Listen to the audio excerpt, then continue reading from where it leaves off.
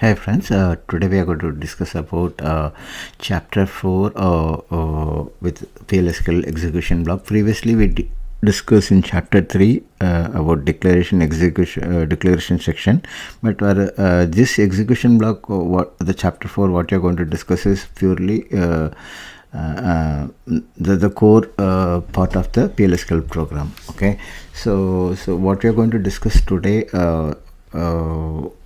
is like the assignments, like the variable assignments, and how you're going to use it inside the execution block, and select into statement like with a single row with the required column value, and assign it to the variable, and returning, and conditional logic checking like on particular conditional program flow and returning true or false, and built-in functions state as usual, like the previous declaration block we had used it. The same thing we are going to show it in the execution block, how we are going to perform it. So to begin with, one sample DBMS output line, we can print it and kick off our execution block, how it's going to work it.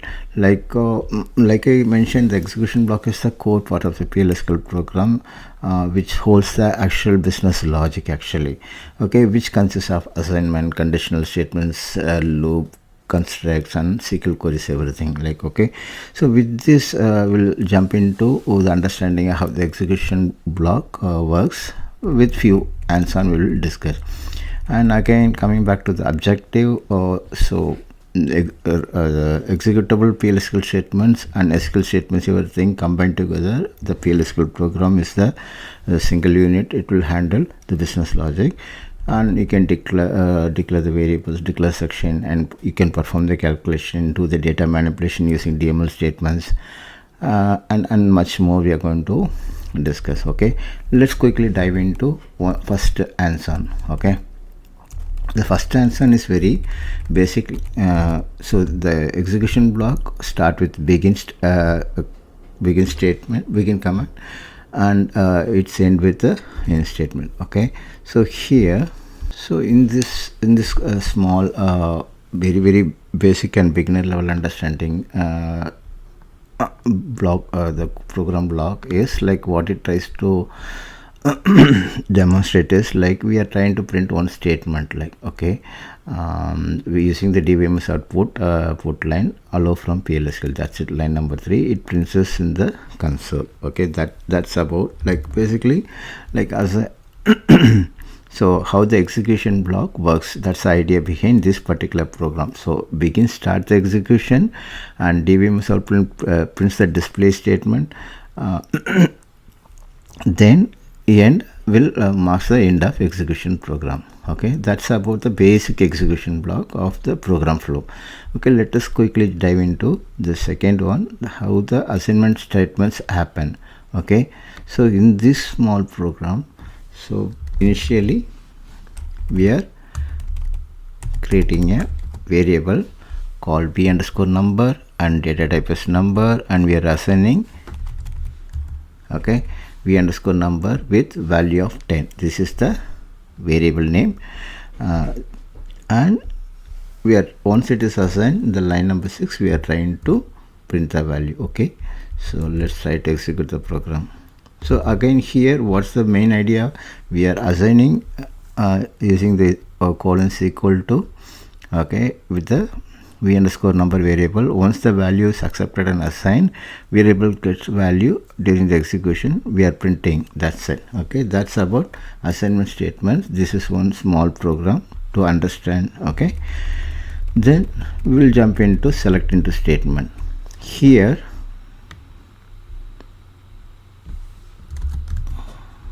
okay, here what we are trying to achieve is like v underscore salary is the variable name. This is anchoring variable we discussed before in the declaration section. So this is a variable it will create with the data type whatever be there for salary in the employees table, correct? So then the line number 5 to line number 8, you see that it taking the select statement, what it does in the background, it will fetch a record from the employees table which meets the condition line number 8 of the particular employee underscore ID 100, and its corresponding salary information will be assigned to v underscore salary. So if you see the example hands-on number previous hands-on and all, we manually assigned a value, correct, but this time it comes from the table particular record. In that particular record we are only selecting the required column here and assigning into the variable. So now variable holds a value from the salary what we fetch from the employee table for the corresponding employee ID, and it's stored into v underscore salary variable, and finally it's printed into console. Okay, line number 10. Okay, so let's try to execute this program now. You see that salary for the employee ID 100, 24,000 capture into the variable and return into the console. Okay, this is about select into statement example 3. Okay, now let us quickly dive into conditional logic execution block. So here conditional logic block. So what you're trying to mean here,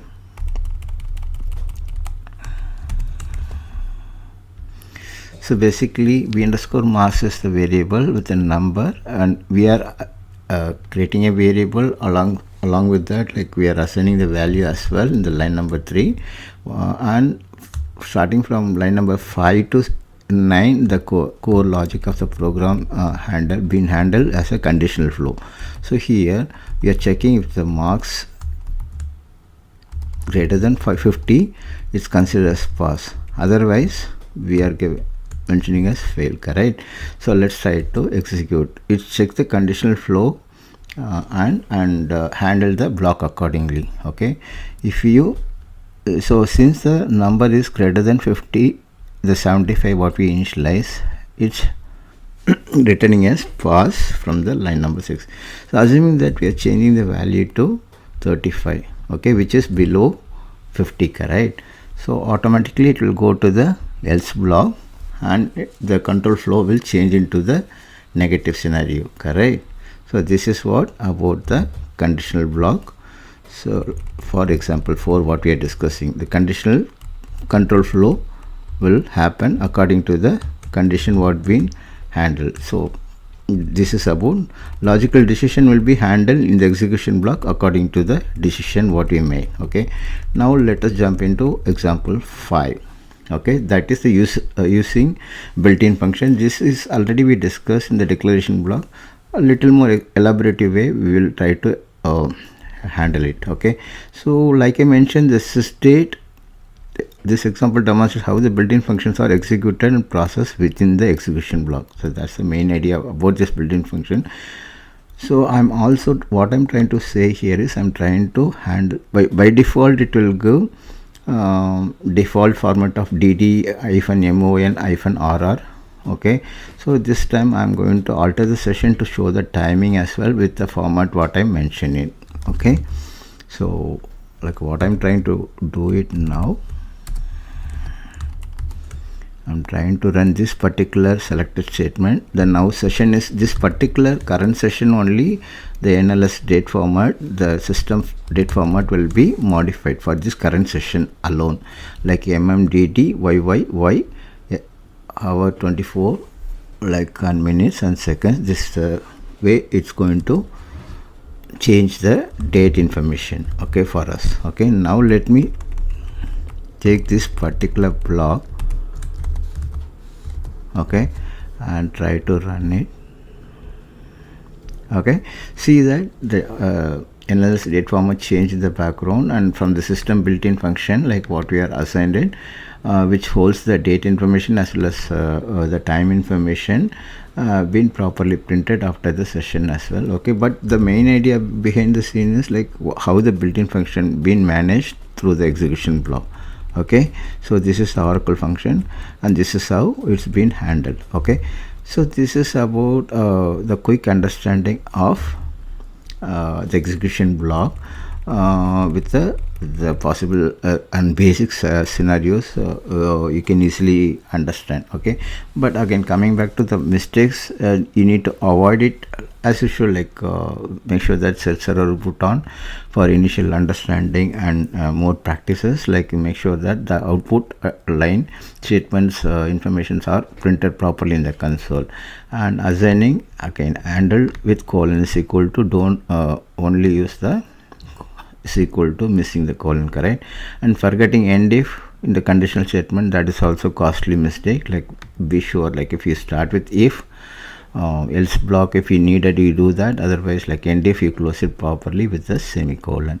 And select statement returning more than one row, that is also you need to handle it properly, otherwise it will go into exception block and it will raise it. Like in the subsequent chapter we are going to talk about exception block separately. Okay, and missing or execution block is the costly mistake, because that's the core block, right? Without that the program cannot be completed. And keep execute the best practices, again coming back to that, keep execution block clear and readable. Like when we say that what were the best practices we discussed in the very first chapter in the PLSQL program, all those keep it in mind and try to handle it in the right way, so that the code also easily manageable and the other developers also can manage things effectively.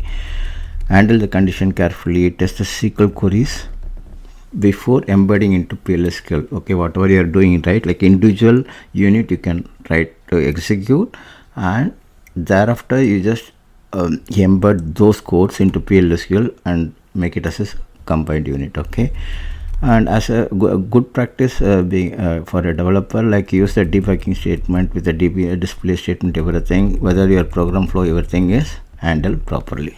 Okay, and finally that summary of this video is like we discussed like various basic and easy scenario, like on hands-on, like how the execution block works, and written inside the like execution statements written inside the begin statements we discuss, and variable assignments calculation. I didn't do that, like, but the control flow we discuss, and SQL statement how it will be executed, like with a single select statement I explained, and output helps to verify the current program, correct? So this is about execution block in PLSQL as a core part of the PLSQL.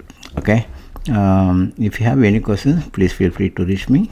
I'm happy to clarify your doubts. Thank you. Bye.